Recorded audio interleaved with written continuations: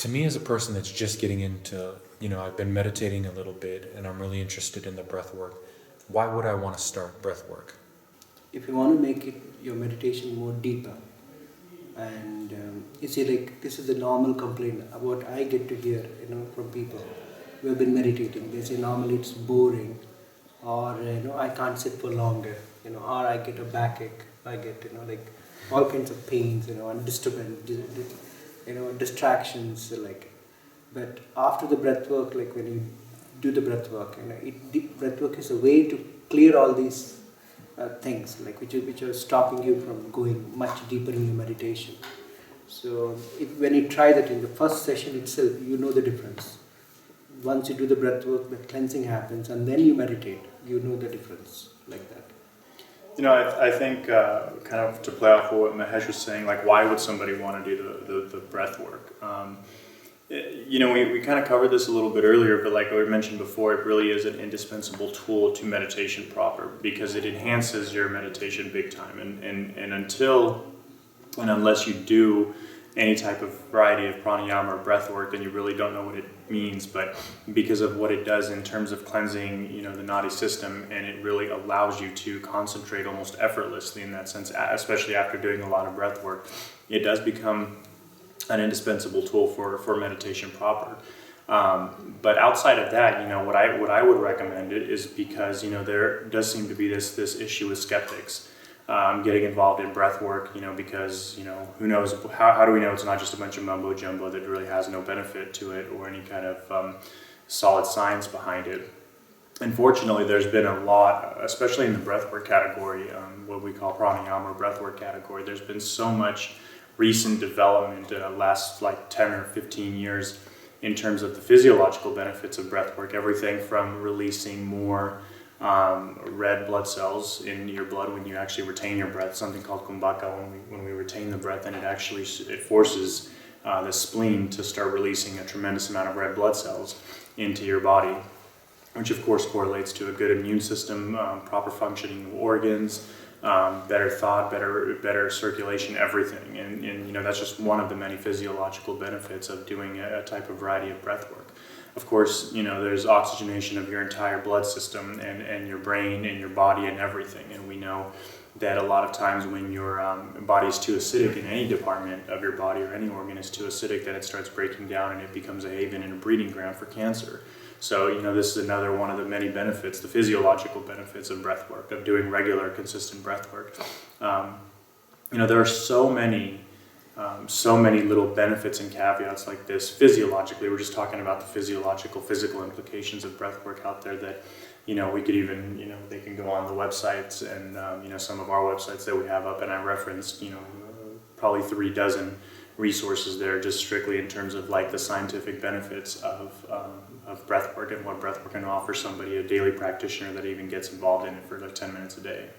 Normally the pranayama is one thing, what we start with, that's how we started with the breathing, the beginning, the process of breathing and cleansing, opening up the nadis. In that, there a lot of things comes actually, like Bastrika, Anulom Vinulom, then deep breathing, Kumbhaka, different types, even Sudarshana Kriya, all that it comes part of a pranayama. Right. And what comes the next after that, which we call an advanced pranayama or something, it's called breathwork.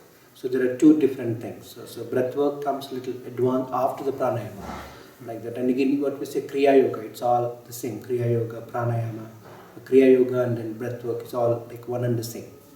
Okay, so if you already know pranayama, it's always good to try the breathwork, good to try the Kriya Yoga, and then the next after that, it will really help you big time for the meditation actually. Yeah. And how does it help you emotionally? Emotionally, it helps you big time. Actually, if you're looking for something to, have an emotional balance within you, in yogic technique, I think the breath work is one of the best too. Mm-hmm. Like you have experienced, like many people. Like here, what happens? What we say, we have this emotional turmoil going on within me, like at a short temper or even a depression, big time. They all have root causes in the past. In the childhood or when growing up, something happens, some suppression, some repression, some conditioning, and they causes all this emotional turmoil in the people. So breath work is one of the very best way of going to those root causes and cleansing them wherever they are. Right. You know, like the way we call it actually, like reliving is releasing. Right. Because if you happen to relive those roots, Right. what caused them, you know, then you start releasing them big time. Like we have like huge case studies in India, like the people who have been suffering from chronic depression, Right. or a bipolar or a schizophrenic for many years, and after doing good number of breath work, they have been, you know, leading a normal life, and then they went on to doing advanced things in the yoga, like meditations and other things. So Right. it helps big time. Emotionally, yeah, it's a big thing.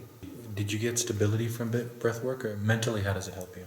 Yeah, definitely mentally. You know, we touched up on this a little bit earlier too, and what Mahesh was saying. For you know, when it comes to any kind of mental, I think the mental and the emotional obviously play hand in hand. I think they're kind of like different sides of the same coin when we talk about, you know, mental stability and emotional stability. And again, you know, because there is this dynamic to breath work where it inherently cleanses the nadis, and that of course is related to the mental faculties as well.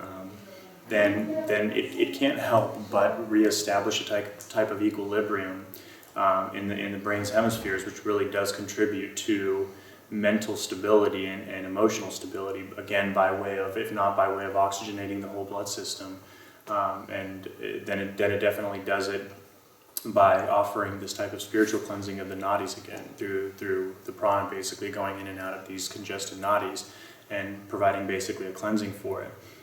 You know, on just a side note, kind of in terms of what your question was, you know, they've shown that lactic acid actually, buildup in lactic acid can cause everything from panic disorders and anxiety attacks and bipolar mood swings. And I'm not saying it's a singular contributory factor to it, but having a buildup of lactic acid throughout the blood system and throughout the body can contribute to these things. And, you know, what's the quickest way to alkalize your body, your whole system? Well, none other than breath work. That's kind of what it's a cool little trick that you can do. Anybody can do literally within a couple of minutes of doing their own regular breath work, and they can alkalize the entire system and help really nullify these types of negative effects, and thereby contributing to a more, I guess what you would call, positive and beneficial mental state just through breath work alone.